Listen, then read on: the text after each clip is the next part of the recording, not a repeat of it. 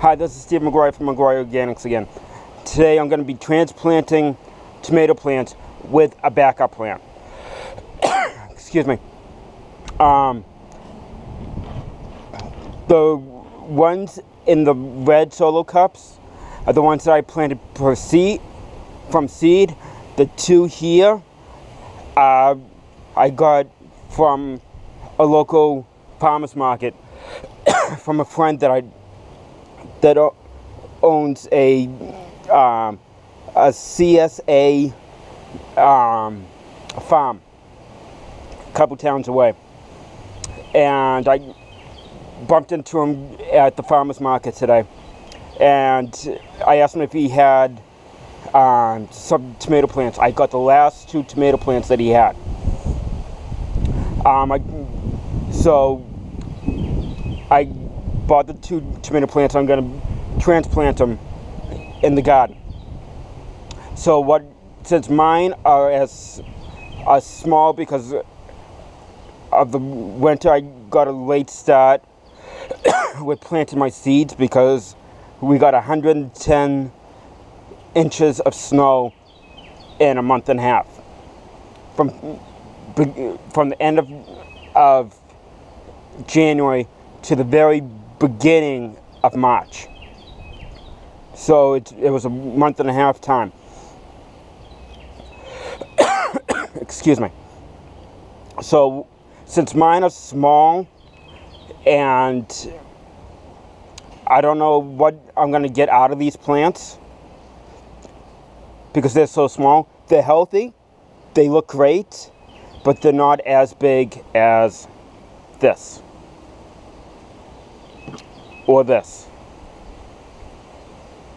So what I'm going to do is I'm going to plant these two on one side of the garden and then these two at the other side of the garden to see which one is going to produce the most.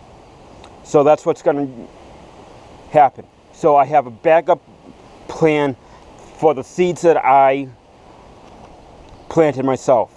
Okay? So let's get to the garden and I'll show you what's going on. What I'm going to do is going to plant the red cherry here and the Amish plum tomato here. That way they'll have a good amount of room to do whatever they need to do.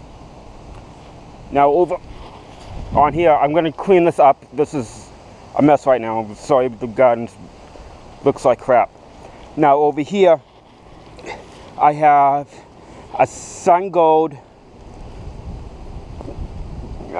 cherry tomato and what's called a San Marzano plum tomato. So I'm going to have two different types of plums and two different types of cherry tomatoes. One's going to be a yellowish or orange and the other one's going to be a red.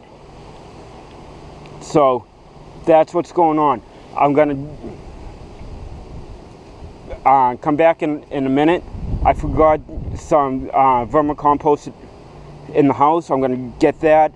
I'm going to and transplant them, and I'll be right back. Okay, I'm going to do the cherry tomato first, and we're just going to take this out a little bit. Now what I want to do is make this as deep as possible. Now I have an 8-inch deep bed right here. So the only thing I can do is go 8 inches deep with this, which should be okay. So what I'm going to do is that I'm going to take the leaves that are on the bottom here and snap them off.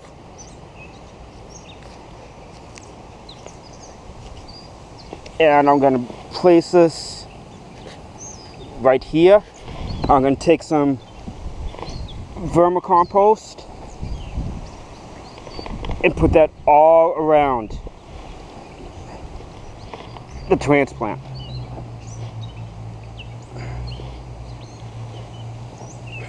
The more, the better for this. And then I'm gonna just put this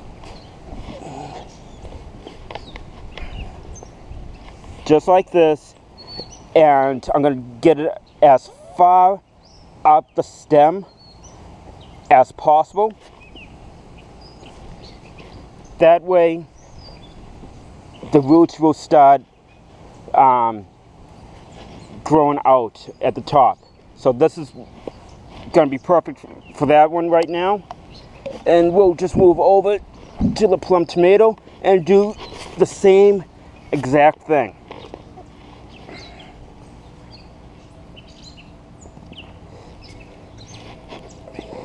Gonna dig as deep as I can with this.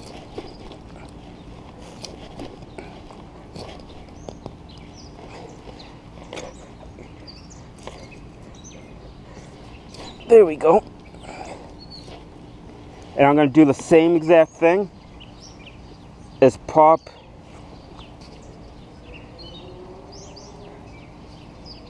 the leaves off. Oh, I forgot to show you the roots on that one. The roots here look pretty good. They're not overdone at all, which is great. So we're going to put that there. Gonna throw some vermicompost right in here. Now tomorrow is supposed to be nice and rainy, so I'm not gonna use any worm tea today, because if I use it today, it's just gonna wash out tomorrow.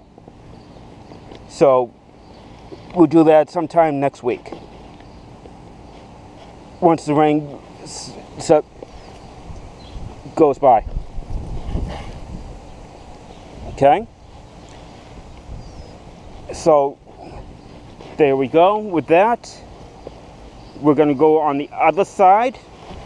I'm going to grab the vermicompost and we're going to do the same thing on this side.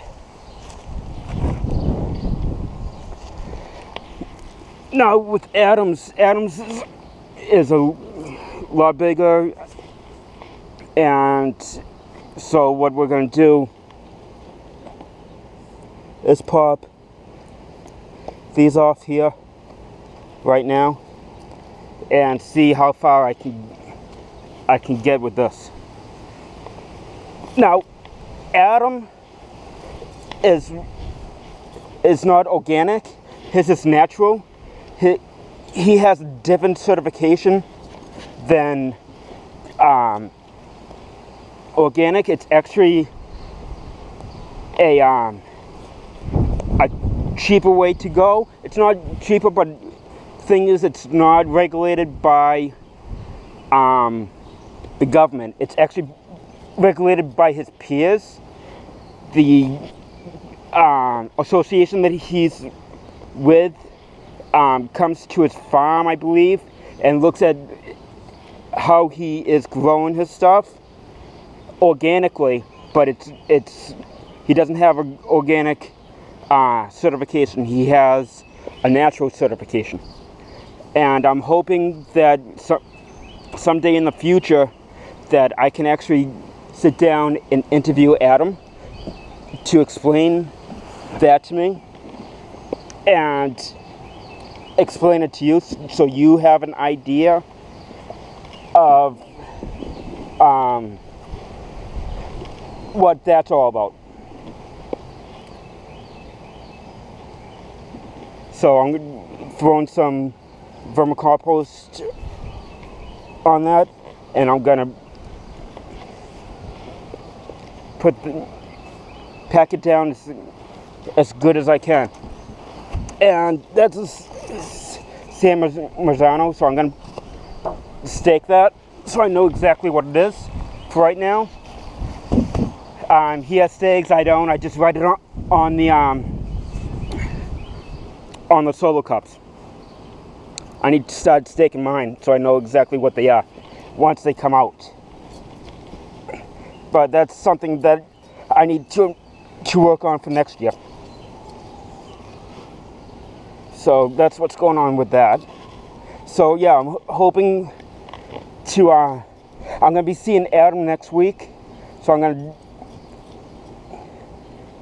to see if I can get an interview with him sometime in the near future. Okay, this is nice and deep. Sun gold. I don't know what that is. It's probably another tomato plant. Alright, his roots are looking pretty good, which is nice. And I'm going to throw some vermicompost on top of this. There we go. And then do that. And then I'm just going to water this off of camera. I don't think you're going to want to see me water this. So that's what's going on with this. That radish, I'm going to see if I can grow it for seeds. So I'm going to try that. Here is some Boston lettuce. That I think is cabbage that really didn't come up that well because the weather was so bad this winter. And this is red Russian kale and some more spinach and a different spinach there. I really couldn't get this excuse me, this garden to what I wanted to, because once this garden defrosted, I just planted. So I have to figure out what I'm going to do for next year for a better start of the garden season. So that's what's going on. Now if you look at the top of the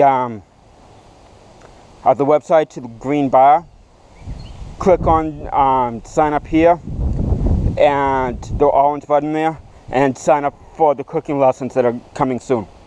Okay, so that's what's going on. That's my backup plan for these tomato plants, and I will see you soon. See ya.